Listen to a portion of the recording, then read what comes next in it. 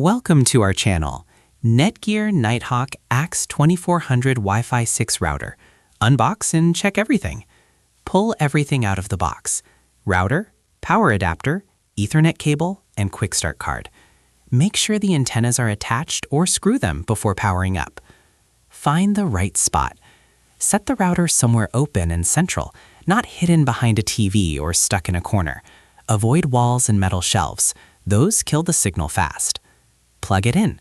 Connect the power cable to the router and plug it into the wall. Wait for the power light to turn solid. Usually takes a minute or so. Connect to the modem. Take the yellow Ethernet cable and plug one end into the router's internet port.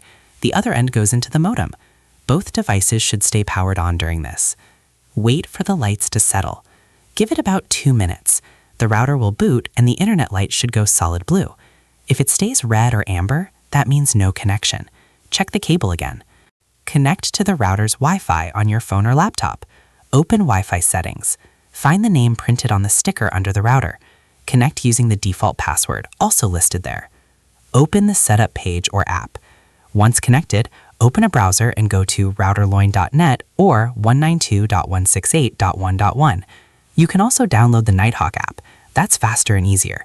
It'll walk through setup automatically once it detects the router. Create a new Wi-Fi name and password. When prompted, set up your own network name, SSID, and password. This replaces the default one, so your devices connect to your own custom network.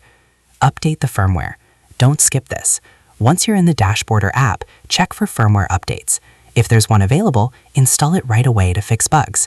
The router will reboot once or twice. Just let it finish. Test the connection. After it restarts, connect the phone or laptop to your new Wi-Fi name.